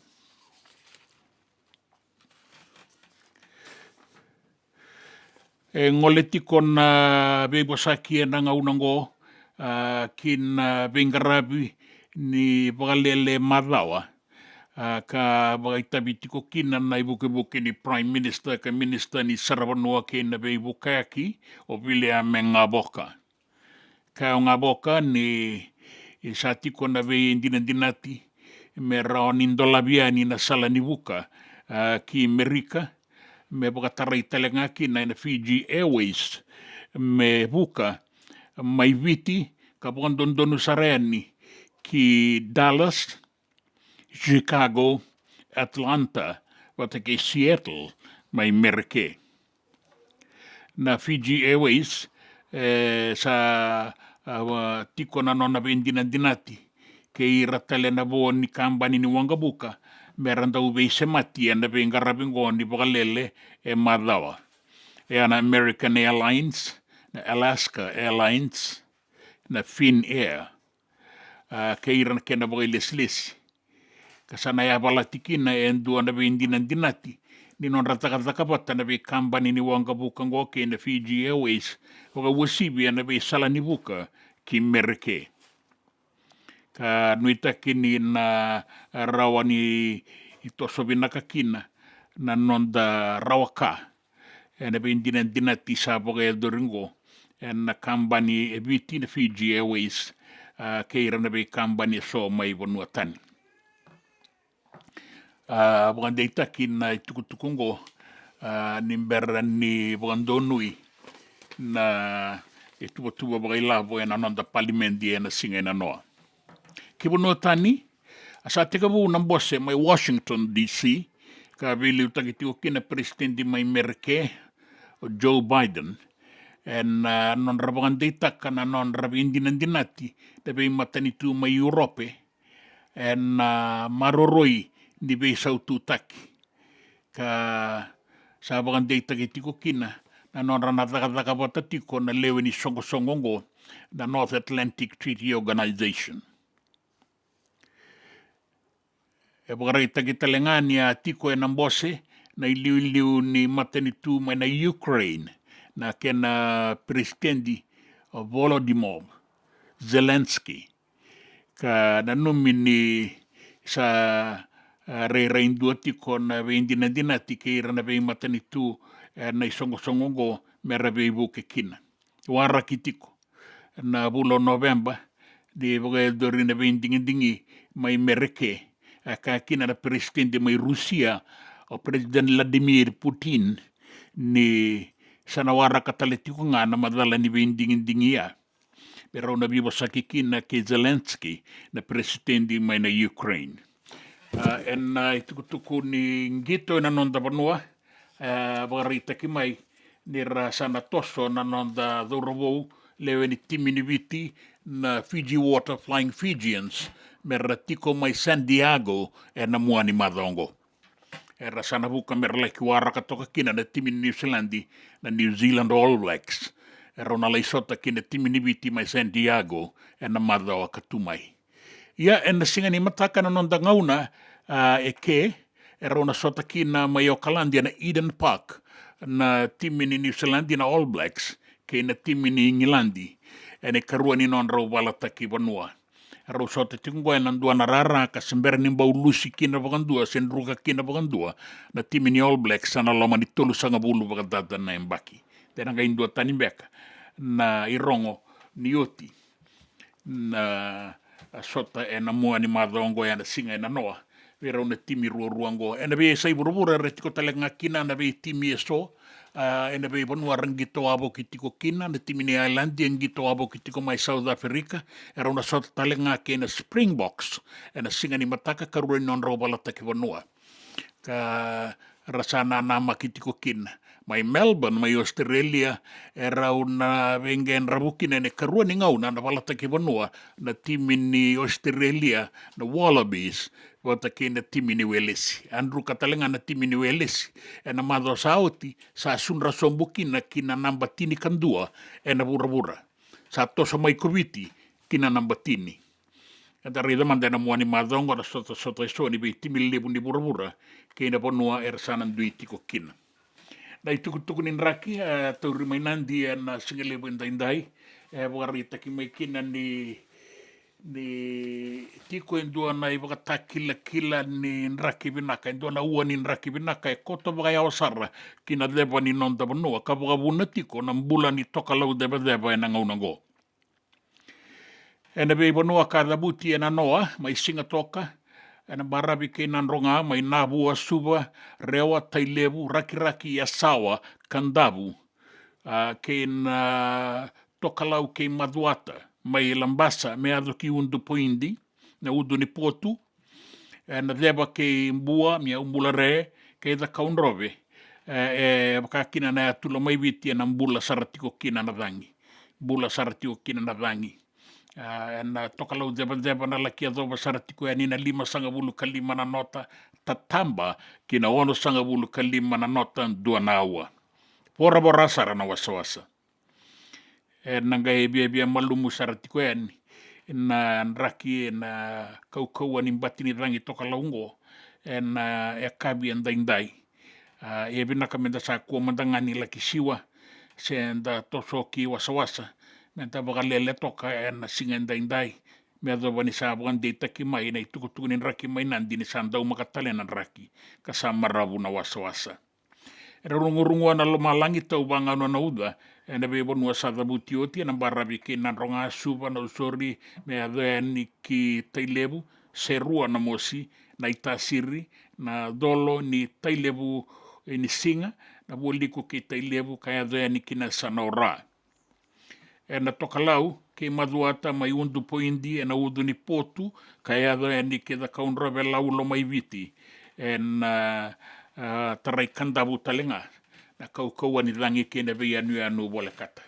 Sanga ngarau ni toka mantangana muani madongo bata talitu ngana raki sa ti toka boka malu mantangai vale ngor ni tukutuku na nonta banua da besa ibura na itukutuku ni gito ke na itukutuku ni raki. Nanonda wata ki siti veni raturala.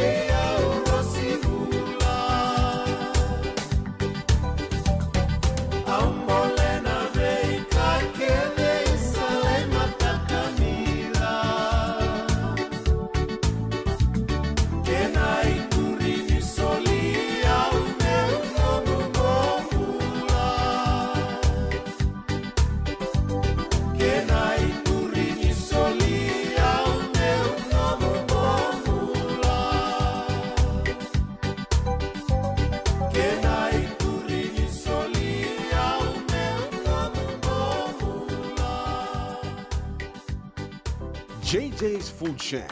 E tiku kevi kina na kakana boka biti me bakana kokonda. Lobo benga ni ngai kani doitu na bundi na ndalo se tapioca. Na kakana boka malangi me bakana steak baka eloka kena coleslaw.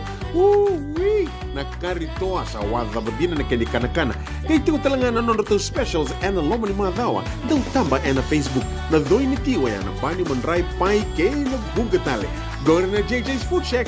Viu Valley mo Billy Jane Street, Santa Rosa, California. Karo talagang rato dili mo yang may Santa Rosa, may yato sarani kinavato. Giritirto sana kinavitu sa mabitu tolo dio tolo dundu al limono. JJ's Food Shack, Santa Rosa, California. Me voliam back in doon ng life insurance policy? Nakakira na ito tayo, nakatil kabito ni Akostita na 2022. O sagir ta kasarabiri ni tauna. Kami ngaya kila mada ngaya salah ko mana check. Sengat tali ni biara, sengat sarangan ni biara palilai. In time sarangan mai. So ang terliwara ka tala tunda wala. Kuwertongko. Au saralo ko dengo kami binaksa. Iyo, o yasar nga na buna, e rau sara, sa tiko na pepa se senga. Bulo binaka se tobi mate. Kambani duan nga kana soma mena claim na lom ni rosa nga bulu kavana ua keada na lenga nisa e mbaki roa tina policy. Text mai kina wasa e walu ba dua tolu walu lima e na kena i tuku matai lalai. Oya na wasa e walu ba dua tolu walu lima. E senga dina ni kara rawa na daka waka keki ba. Ia endona kainda wipu ke kawaka mamanta taka tuna bengaravi, o ia ke tuna kenda to kakana. Leika, na dalo, na bisikete, na reo bata, na sunbells e tinimbulu makau. O kenda to na senga tiku nindraiva, se senga ni waka motoka, kanda u drendre na te tu beto seaki, erto sa tu wakarao na Divine Pacific Food Mart mai Sacramento, merto talaveani na nom ni boli. Rawa sara.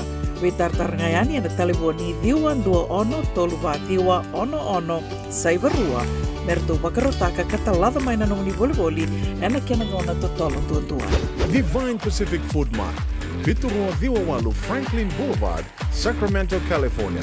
Namba di taliboni diwa 21 toluwa diwa ono saibarua. Erto ngarap talangan ni kena lewa suburi ani nanomu yaya. Mai na nondor to stoa kena nomu mate ni katumba. Na nonda bata-bata, kay City Veni Raturla.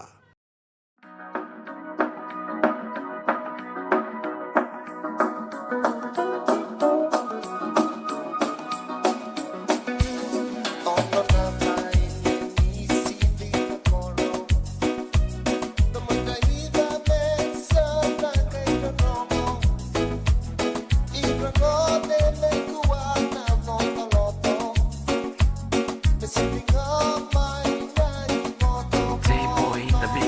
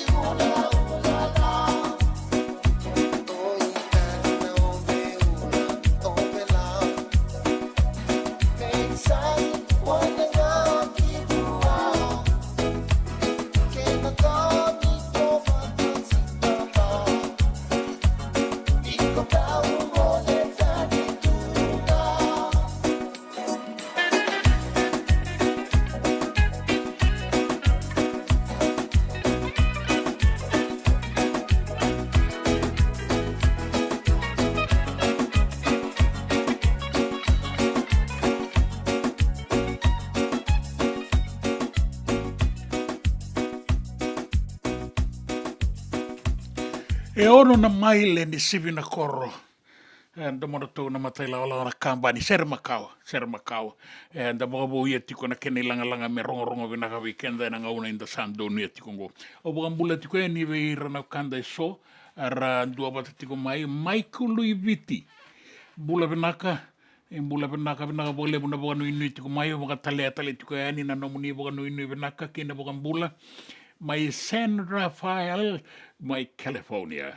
Vinaka boga lebu. Talengana kanda ko Lasarusa toka ilangi. Tola vinaka matagali, tola vinaka. Boga nui vinaka tiko e ani. E na singa lebu enda indai na noanda ngauna i viti. Sarai bole ka saratiko na lima. Na noanda iwa sini ngauna senga. Sa bole ka na vi mamani ono. Na nomuni ngauna mai asanagori. Boga nui vinaka tiko a penisa. Pinaka boka lebu lembai valu mongolaki ke retuna nana i laolau retu warongo tungango na siti ni suka e lautoka ni sa boka danga utiko na dabe boka marutaki e radio mbulan dua vata na nonda vata e na singale bu indai na sere nei ratu karalo malumu batu na turanga ni vuna mai tabeu ni ndona vuni kau na mbuni moko soingwa e toka saranga e na mbati ni ngau ni sala ni nda sa duruma e ni na koro vuna e na deva ke tabeu ni ratu karalo malumu batu e ambuli e na serengo ni seni moko soi mai vuna.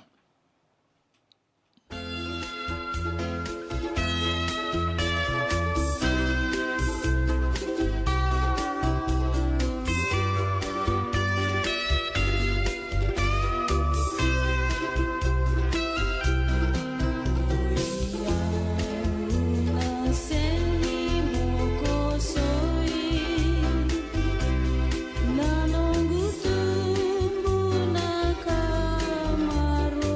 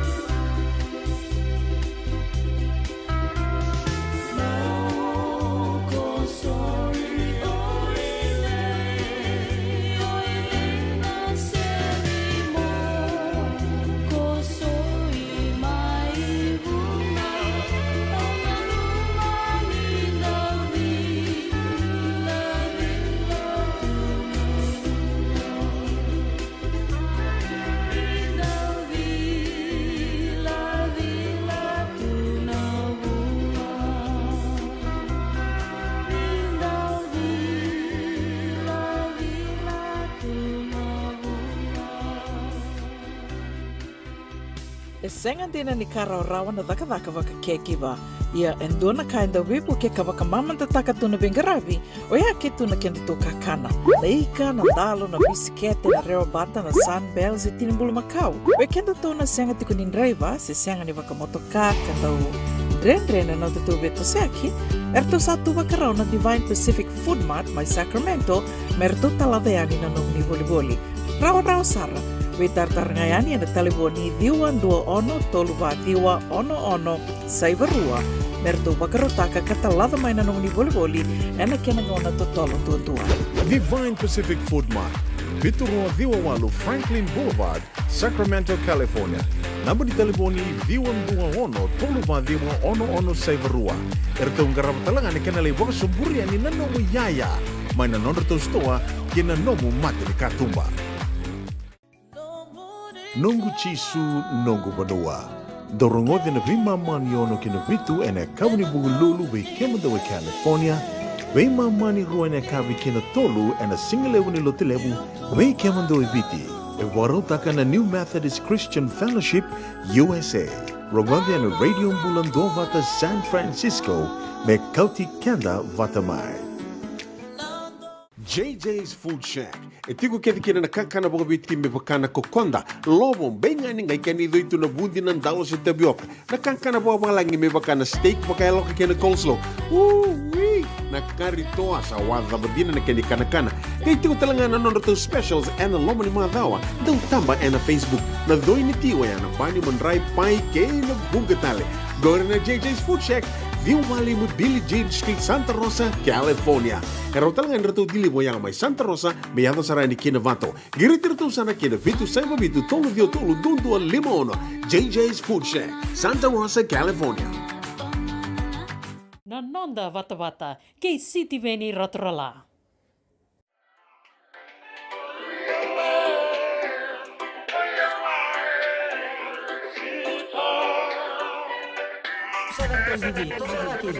When the pimp's in the crib, drop it like it's hot. Drop it like it's hot. Drop it like it's hot. The pigs try to get it, park it like it's hot. Park it like it's hot. Park it like it's hot. The nigga get an attitude, pop it like it's hot. Pop it like it's hot. Pop it like it's hot. I got the rollie on my arm and I'm pouring Sean down and my mama best chick. Cause I got it going on.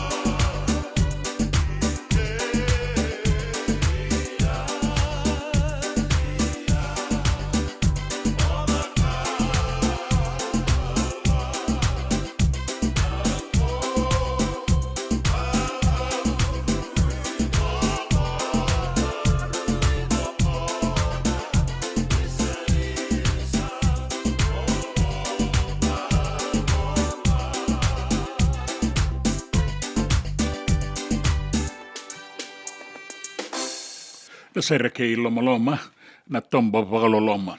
Bula vinaka ke ni vagarorongo tiko mai kina and singele wenda indai mai loma mai sawana ta boga vinaka boga lebu nindaroni se matiti kina bula vinaka ben soro e vagarorongo tiko mai na singele wenda indai rase matale tunga mai sona wekanda sekona ia dolati USP Orange Lounge o Penny si voi na watu dola vina vina vole unando bata tiko mai anu itaken nendo na ibaga singale bu na kai baga ngata tiko na singale bu ndai ndai be bata to kanan raki yang to mandangan bilo kata-kata roni moli se domboi sa nanda umagasar dola vina go eritema tai eritema sale no to memerica ke io vina ga bolebu ndo na we kandango ndo turangani bisa eritema utoni vesi sari tiko sarango mai Amerika e bagarorongo tiko mai na singile wenda indai bula vina ka Paul si voi na batu dola vina bagarorongo tiko e ningo imbukama rata na poli me imbukama indresa tu e na singile bunikua ya vina nduna bagarorongo no mai en lendu vanua bagaturanga muna wekanda na vito sa kino na wanga ya nui takini to sa binaka tiko na bagalele ya numa tiko ngana tuku ni raki so di tiko yani na ibagaroni dangi koko ya na toka lau zaba ni be imbarabi e da buti tiko kino ya sawa wata ke kandabu ke bonua lebu na sana tolu da kaunrobe mbua ke maduata ka edo sara tiko yani kina uduni potu mai undu poindi en singale wenda indai bibi en raki in reto kani vito sa kita sanga i wale wa toka boga binak ni bola binak na kanda ni warongo toka ni go mai bola tangane ra warongo tikumengo sik tina iserukai bina boga lebu nan dua bata tiku mai singale wenda indai bola tiku nan tanga nan rongo tuku ni boy tini kadi mana miniti me vitu na kaloko na ngaon me San Francisco boy tini kadi ona miniti en singale wenda indai me ruana kaloko en radio bulan dua bata kauti kenda bata mai radio bulan dua bata San Francisco en singale wenda indai oni uri dua bata tale ka sema tale tiko ngamai kina en nonda bata ke yau me da dua bata tiko kina da be bra maruta kina singale buni bra rombuka en dai Finito sonne, samalala kabone, malala kabone, reci amelen, angatambotune, kualangulearan, samaleke menadele. Songombula.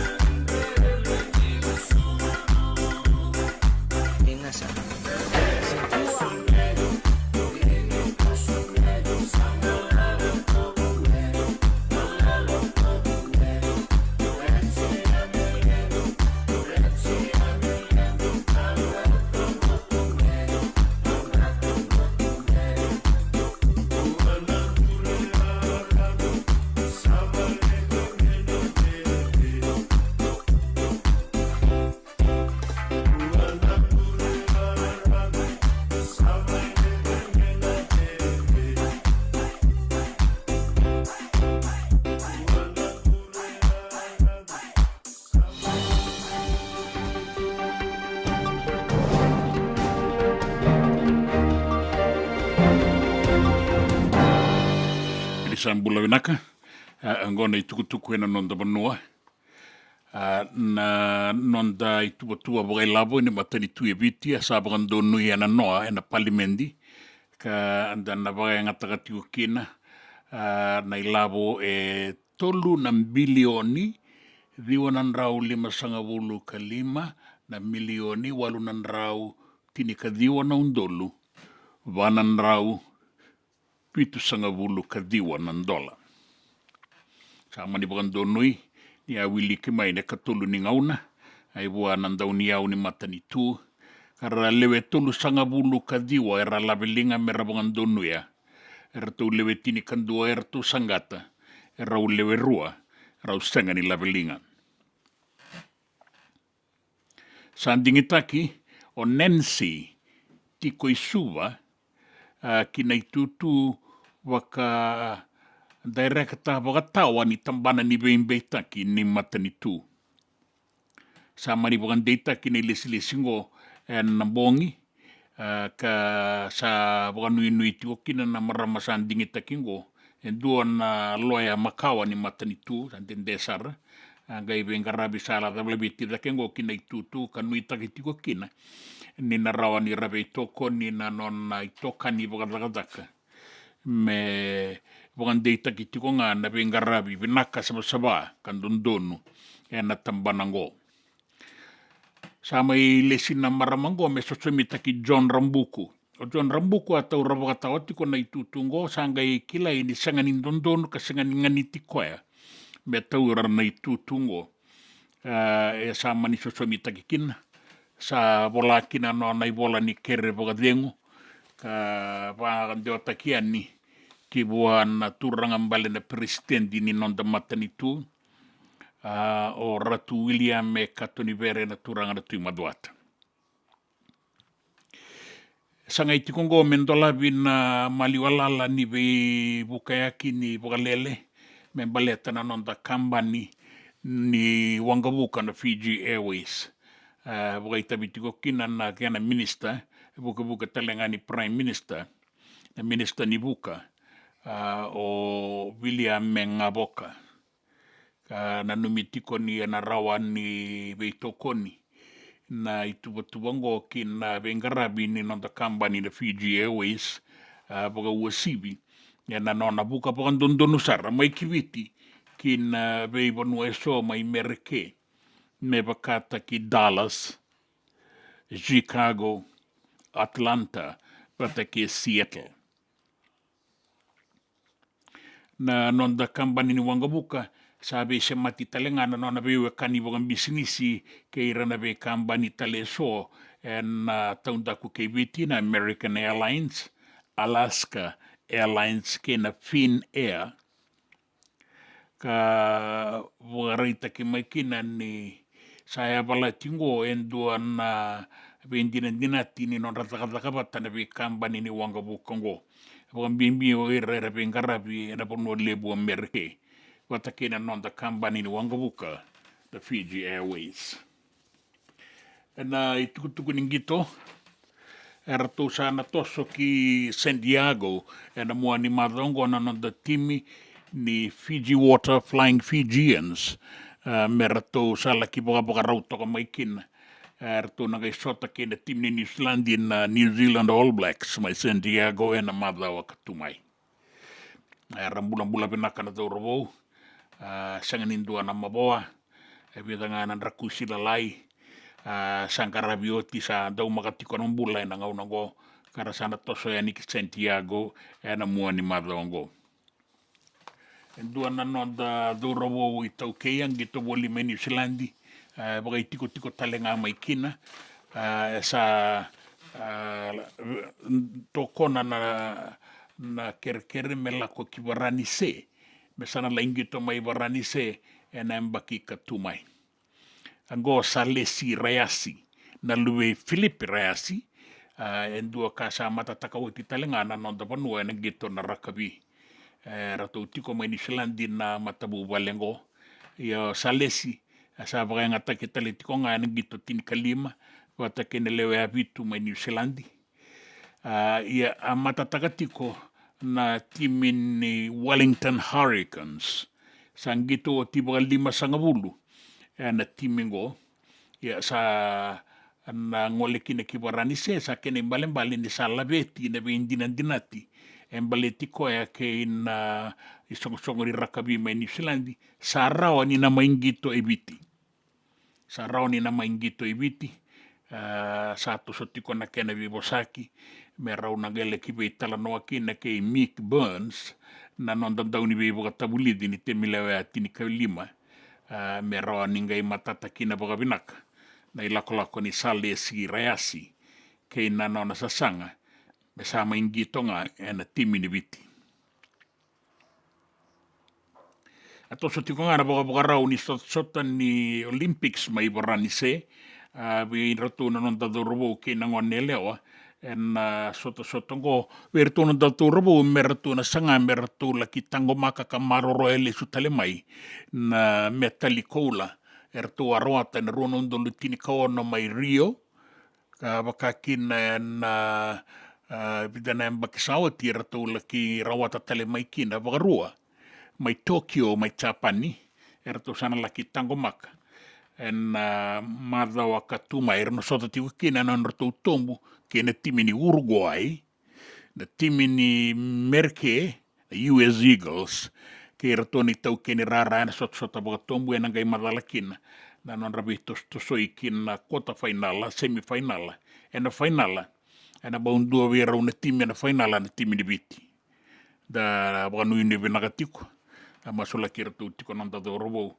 ena sota ya ia ni saya do kina finala sana ndreta talimbe kamai na metalikola ka kene katulu me rawata ena mbakingo ena sota mai varani se agora na itukutuku ena nanda banua na itukutuku ningeto na itukutuku mai banua tani nanraki sanga ni bisa ubole bu mai na kena ena singa ena noa solitiko ngana ibuga roni dangi kaua na toka lau deba la ki adobo sarti kon 5 na nota tatamba kina ono 5 na nota ina sona ngau na enda be imbarabi mai nanronga kauta mai ki nabua suba rewa tailebu goen be imbarabi me ado ni mai raki ke na atu ya sawa mai kandabu e wakakina ke na be atu ya ni lalai bole kata.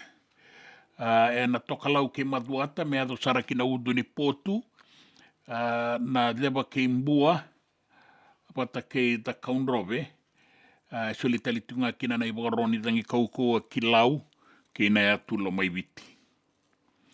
Na gai malumu bogale ela ina matani dangingo na tukuni tikonga na kabini bogarumbuka ni kua ia de binaka menda wara katoko manda boga malua me sa malumu na raki ndanga ingole ani ki wasa na be bono eso enda ngole ani kina se na ngole ani ki ngoli na muani madongo na be bono tale so na be bianda uma katoka kina na raki kana rao tiko kina na be toseki na kabienda indai sena singa ni mataka na muani madawa sa beti kenda tiko ngor be bono tale so dau makanan rangi batambata na bembongi turanga kina marama ngor na tukutuku na nonda bonua tukutuku mai bonua tani na tukutuku ningito kena tukutuku ninraki na nonda wata ke siti veni rotrola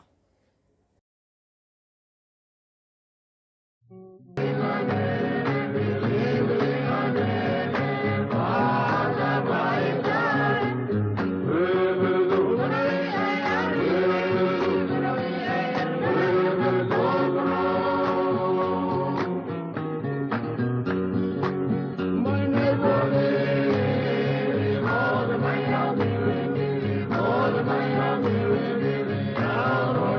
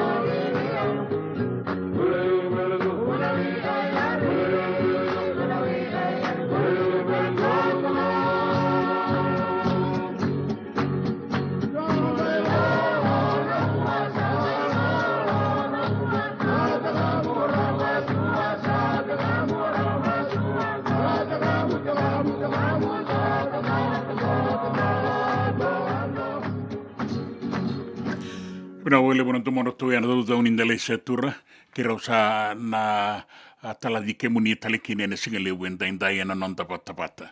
Pina wale bona sema tiko mai pina wale bona itukutuku pina wale bona be tartar tiko mai na be bona ndui oni bora rongo tiko mai kine ne singale wenda inda inda ngai sota tale ina sala ne kakambura ki bota ngango the radio mbulan dua bata San Francisco e kauti kenda bota mai. Ni samode.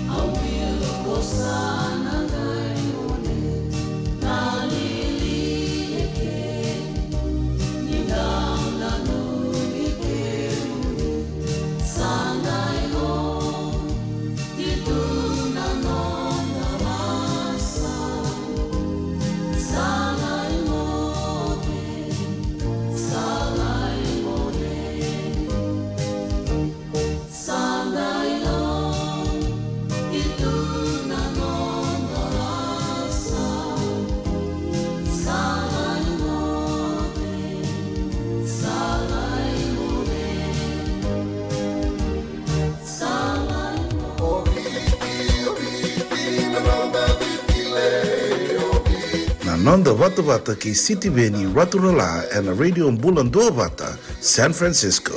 Me Kochi Kenda Vata Bai.